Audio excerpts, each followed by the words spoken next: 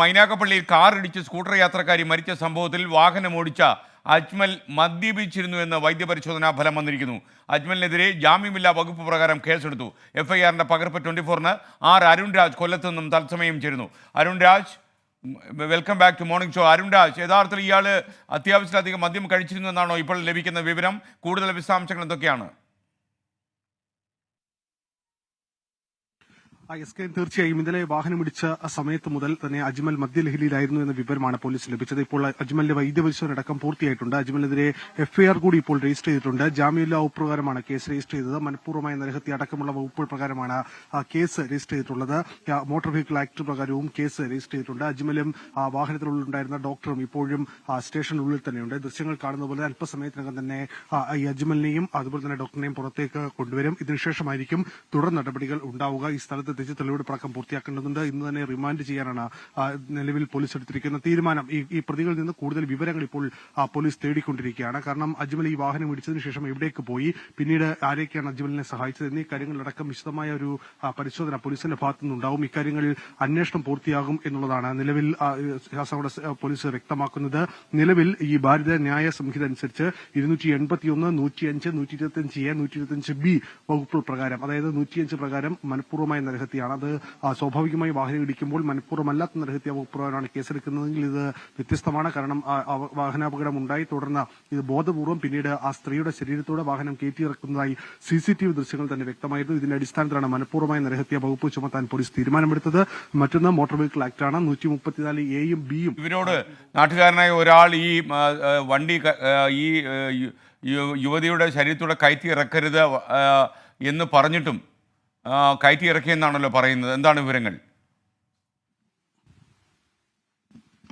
തീർച്ചയായും ശ്രീ SKN, ആ ദൃശ്യങ്ങൾ തന്നെ നമുക്ക് വളരെ വ്യക്തമായി തന്നെ കാണാം. ഈ ആക്സിഡന്റ് ഉണ്ടായി ആ സമയത്ത് അവിടേക്ക് ചെല്ലുമ്പോൾ നാട്ടുകാരാണ് അവിടേക്ക് ഓടിക്കൂടുന്നത്. ഈ വാഹനത്തിന് മുമ്പിലടക്കം നിന്നുകൊണ്ട് നമ്മളോട് ഇന്ന് സംസാരിച്ച ദൃക്സാക്ഷി അടക്കം അവരടക്കം ഇന്ന് വാഹനത്തിന് മുമ്പിൽ നിന്നുകൊണ്ട് ഒരു കാരണവശാലും വാഹനം ഇനി ഒരു ഇഞ്ച് മുന്നോട്ട് പോകരുത്, കാരണം ഈ സ്ത്രീ വണ്ടിയിൽ തൊട്ട് താഴെ തന്നെയുണ്ട് എന്ന് അവർ ആവശ്യപ്പെടുന്നു. ദൃശ്യങ്ങൾ അത് വ്യക്തവുമാണ്. പക്ഷേ ഇത് അജ്മൽ കൂട്ടാക്കിയില്ല. തുടർന്നാണ് ഈ വാഹനം റിവേഴ്സിൽ ആദ്യം എത്തുന്നു. റിവേഴ്സിലാണ് ഈ സ്ത്രീയുടെ തലമുടി ഈ വാഹനത്തിന് ടയറിൽ കുരുങ്ങുകയാണ്. അങ്ങനെയാണ് ഈ സ്ത്രീയുടെ ശരീരത്തിന്റെ ഈ തലഭാഗത്തിന്റെ ഒരു ഭാഗം അടർന്നു മാറുന്നത്.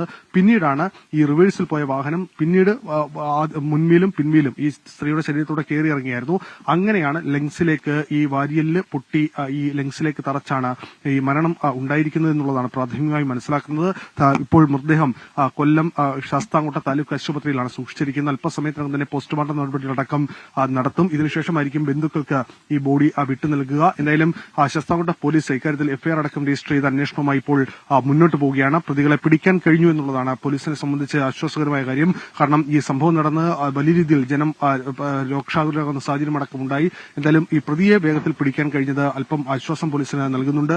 എന്തായാലും വേഗത്തിൽ തുടർ നടപടികൾ പൂർത്തിയാക്കാനുള്ള ശ്രമമാണ് പോലീസിന്റെ ഭാഗത്തുനിന്ന് ഇപ്പോഴുള്ളത്. അരുൺ രാജ്, കൊല്ലത്ത് നടന്ന മൈനാഗപ്പള്ളി നടന്ന അപകടത്തിന്റെ വാർത്തയാണ് അരുൺ രാജ് നമ്മളോട് പറയുന്നത്. ഇപ്പോൾ എൻ്റെ ദൃശ്യം. അരുൺ രാജ്, യഥാർത്ഥത്തിൽ ഈ അജ്മൽ പ്രതി മദ്യപിച്ച് ഉന്മത്തനായിട്ടാണ് ഓടിച്ചത്. മാത്രമല്ല, ആളുകൾ ഓടിക്കൂടിയപ്പോൾ രക്ഷപ്പെടാൻ വേണ്ടി അയാളെ ഈ യാത്രികയുടെ ശരീരത്തൂടെ വണ്ടി കയറ്റി ഇറക്കിയെന്നാണ് പറയുന്നത്. അരുൺ രാജ്, മറ്റു വിവരങ്ങൾ എന്താണ്? ഇപ്പോൾ ഈ വന്ന പോലീസ് ഓഫീസറാണോ അന്വേഷണ ഉദ്യോഗസ്ഥൻ? എന്താണ് വിവരങ്ങൾ? SKN, ഇപ്പോൾ വന്ന ശാസ്താംകോട്ട SI ഷാനവാസാണ് ഈ കേസ് ഇന്നലെ മുതൽ അന്വേഷിക്കുന്നത്. അദ്ദേഹമാണ് ഈ കേസിന്റെ അന്വേഷണ ഉദ്യോഗസ്ഥൻ. നേരത്തെ നമുക്ക് നൽകിയ വിവരമനുസരിച്ചാണെങ്കിൽ അല്പസമയത്തിനകം തന്നെ കോടതിയിൽ ഹാജരാക്കും. ഈ കോടതി മജിസ്ട്രേറ്റ് മുമ്പിലായിരിക്കും ഹാജരാക്കുക. കോടതിയിൽ ഹാജരാക്കി ഈ തുടർ നടപടികൾ സ്വീകരിക്കും. സ്വാഭാവികമായും 105 മനഃപൂർവ്വമായ നരഹത്യ വകുപ്പ് ചുമത്തിയത് അനുസരിച്ച് ജാമ്യമില്ലാ വകുപ്പ് പ്രകാരമാണ് റിമാൻഡിലേക്ക് തന്നെ പ്രതി പോകും എന്നുള്ളതാണ്. ഇപ്പോൾ CI, ഈ സ്റ്റേഷന്റെ ചുമതലയുള്ള CI ഈ രണ്ട് പ്രതികളെയും വിളിച്ച് ഇതുമായി ബന്ധപ്പെട്ട കൂടുതൽ വിവരങ്ങൾ തേടുകയാണ്. ആരുടെയൊക്കെ സഹായം ഇക്കാര്യത്തിൽ ലഭിച്ചിട്ടുണ്ടെന്ന് അടക്കമുള്ള കാര്യങ്ങൾ പോലീസ് തേടിക്കൊണ്ടിരിക്കുന്നു. നമുക്ക് ഈ വാഹനം കൂടി ഇപ്പോൾ തൊട്ട് താഴെ കാണാം. ഈ താഴെ ഈ ദൃശ്യങ്ങൾ കാണുന്ന വാഹനമാണ് ഇന്നലെ അപകടം ഉണ്ടാക്കിയത്. അപകടത്തിന് ശേഷം പിന്നീട് ഈ വാഹനം പല സ്ഥലത്തേക്ക് പോയി. ആ പോയ വഴിക്ക് ഏതാണ്ട് 3-ലധികം പേരെ ഇടിച്ചു എന്നുള്ളതാണ് നിലവിൽ ഇപ്പോൾ പോലീസിന് മുമ്പിൽ പരാതിയായി തന്നെ എത്തിയിട്ടുള്ളത്. ഒരു വാഹനത്തിലിടിക്കുന്നു. അതുകൂടാതെ ഒരു വ്യക്തിയുടെ കാലിൽ, അത് നമ്മളോട് രാവിലെ സംസാരിച്ച ആളാണ്, അയാളുടെ കാലിലടക്കം ആ വാഹനം ഇടിച്ചു. ഇതിനുശേഷം സമീപത്തെ ഒരു മതിലിടിച്ച് അജ്മലിന് ആ ഇടിയിൽ ഒരു പരിക്കേൽക്കുകയും ചെയ്തു എന്നുള്ളതാണ് നമുക്ക് മനസ്സിലാക്കുന്നത്. ഈ വാഹനം കണ്ടാൽ തന്നെ അറിയാം ഈ വാഹനം പൂർണ്ണമായും മുൻവശം തകർന്നിട്ടുണ്ട്. ഈ വാഹനത്തിന്റെ ഈ ഭാഗത്താണ് ആദ്യഘട്ടത്തിൽ ആ വാഹനം ഒന്ന് ഇടിക്കുമ്പോൾ ഈ സ്ത്രീ വന്ന് വീഴുന്നത്. ഇതിനുശേഷം ഈ വാഹനം പിന്നിലേക്ക് എടുക്കുന്നു. ഈ പിന്നിലേക്ക് എടുത്തുന്ന സമയത്ത് നാട്ടുകാരപ്പോൾ രക്ഷാകുലരാകുന്നു. അവിടെ ആ സമയത്താണ് ഈ പ്രശ്നം ഉണ്ടാകുന്നത്. ഇതിനുശേഷം മതിലിടിക്കുമ്പോഴാണ് ഈ ഭാഗമടക്കം പൂർണ്ണമായും തകരുന്നത്. ഈ വാഹനത്തിന്റെ ഉൾവശം അത് ഇപ്പോഴും നമുക്ക് കാണാം. ഇതിന് മുഴുവൻ ടോട്ടൽ രീതിയിൽ അല്ലെങ്കിൽ വലിയ രീതിയിലുള്ള നാശനഷ്ടമുണ്ട്.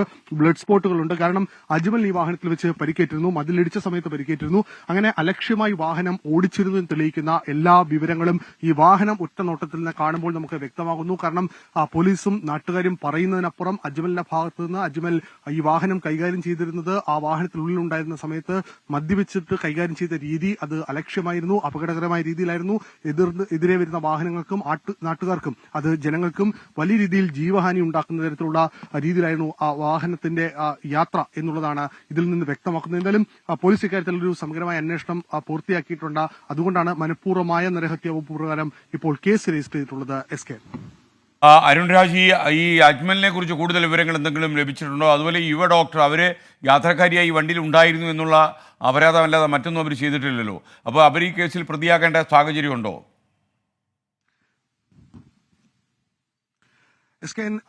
ആദ്യത്തെ ചോദ്യത്തിന് ഉത്തരം പറയാം. അജ്മലിനെ സംബന്ധിച്ച് അജ്മലിന്റെ ഒരു ബാക്ക്ഗ്രൗണ്ട് അത് ക്രിമിനൽ പശ്ചാത്തലം ഉള്ളതാണ് എന്നുള്ളതാണ് പോലീസ് പറയുന്നത്. ചന്ദനക്കള്ളക്കടത്ത് കേസിലെ പ്രതിയാണ്. അതുപോലെ തന്നെ നിരവധിയായ കേസുകൾ അജ്മലിനെ സംബന്ധിച്ച് ശാസ്താംകോട്ട അതുപോലെ തന്നെ ശൂരനാട് സ്റ്റേഷൻ പരിധികളിലായി കരുനാഗപ്പള്ളി സ്റ്റേഷൻ പരിധികളിലായി ഉണ്ട്. അജ്മലിന്റെ ഒരു പശ്ചാത്തലം ഇങ്ങനെയാണ് എന്നുള്ളതാണ് പോലീസ് വ്യക്തമാക്കുന്നത്. അജ്മലിന് അവിടെ തന്നെ പോലീസിനോട് നൽകിയിരിക്കുന്ന മൊഴി തന്നോട് ശത്രുതയുള്ളവർ നിരവധി ആൾക്കാർ അവിടെ ഉണ്ട്, അതുകൊണ്ടാണ് തന്നോട് വാഹനം നിർത്താതെ പോയത് എന്നുള്ളതാണ്. മറ്റൊന്ന്, ഈ കേസുമായി ബന്ധപ്പെട്ട് അജ്മലിനെ അജ്മലിന് ആദ്യഘട്ടത്തിൽ സംരക്ഷണം ഒരുക്കിയ സ്ഥലം അത് ആ സ്ഥലത്ത് വെച്ച് അജ്മലിനെ നാട്ടുകാരുടെ ഭാഗത്തുനിന്ന് മർദ്ദനമേറ്റു എന്നും പോലീസ് വ്യക്തമാക്കുന്നു. എന്തായാലും അജ്മല് ആ നാട്ടിൽ അറിയപ്പെടുന്ന അല്ലെങ്കിൽ ആ നാട്ടുകാർക്ക് സുപരിചിതനായ അത്യാവശ്യം ക്രിമിനൽ കേസുകൾ പ്രതിയായ ഒരാളാണ്. അതുകൊണ്ട് തന്നെ അജ്മൽ അവിടെ നിൽക്കാൻ കൂട്ടാക്കാത്തതിന്റെ കാരണം ഇതുകൊണ്ട് മാത്രമാണ് എന്നുള്ളതാണ് അജ്മൽ വ്യക്തമാക്കുന്നത്. രണ്ടാമത്, ഈ ഡോക്ടർ കരുനാഗപ്പള്ളി വല്യത്ത് ഹോസ്പിറ്റലിലെ ഗൈനക്കോളജി അസിസ്റ്റന്റ് വിഭാഗം ഡോക്ടറാണ് ഇപ്പോൾ ഈ കേസുമായി ബന്ധപ്പെട്ട് ഇപ്പോൾ പോലീസിന്റെ കസ്റ്റഡിയിലുള്ളത്. ഇവർ കൂടി ഈ വാഹനത്തിനുള്ളിൽ ഉണ്ടായിരുന്നു എന്നുള്ളതാണ് പോലീസിന് ലഭിച്ച വിവരം. അതിനുകൂടി അടിസ്ഥാനത്തിലാണ് ഇന്നലെ പോലീസ് ഇവരെ കസ്റ്റഡിയിലെടുത്തത്.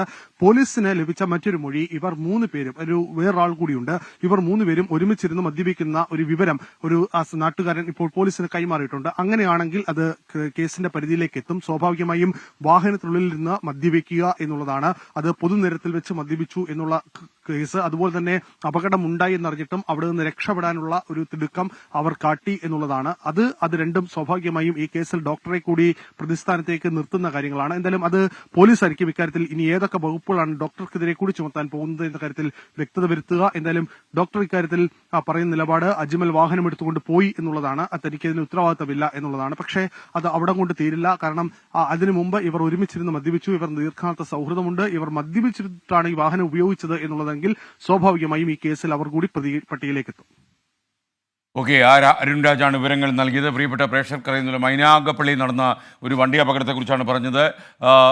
Car യാത്രികയായ scooter യാത്രികയായ കുഞ്ഞുമോളെ വണ്ടിയിടിച്ച് തെറിപ്പിച്ചു.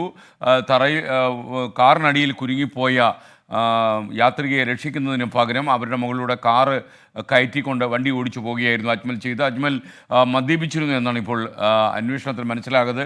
മെഡിക്കൽ ടെസ്റ്റ് നടത്തിയപ്പോൾ മെഡിക്കൽ എക്സാമിനേഷനിൽ അയാൾ മദ്യപിച്ചിരുന്നു എന്ന് വാർത്ത വരുന്നപ്പോൾ തീർച്ചയായിട്ടും മദ്യപിച്ച് ഉന്മത്തനായി വണ്ടി എടുത്തിട്ടാണ് ഒരു കൊലപാതകത്തിന് ഉത്തരവാദിയായത് എന്നതുകൊണ്ട് തന്നെ മനഃപൂർവ്വമുള്ള നരഹത്യക്ക് തന്നെ അയാളുടെ പേരിൽ കേസെടുക്കേണ്ടി വരും എന്നുള്ളതാണ് ഏറ്റവും പ്രധാനപ്പെട്ട കാര്യം. അലക്ഷ്യമായി വാഹനം ഓടിക്കൽ, അതുപോലെ മോട്ടോർ വെഹിക്കിൾ ആക്ട് പ്രകാരം മനഃപൂർവ്വമായ കൊലപാതകം, ഇതിനൊക്കെ ഇദ്ദേഹം നടപടികൾ നേരിടേണ്ടി വരുമെന്നാണ് ഏറ്റവും ലേറ്റസ്റ്റായി മൈനാഗപ്പള്ളിയിൽ നിന്നും ഞങ്ങളുടെ പ്രതിനിധി അരുൺ രാജ് റിപ്പോർട്ട് ചെയ്യുന്നത്.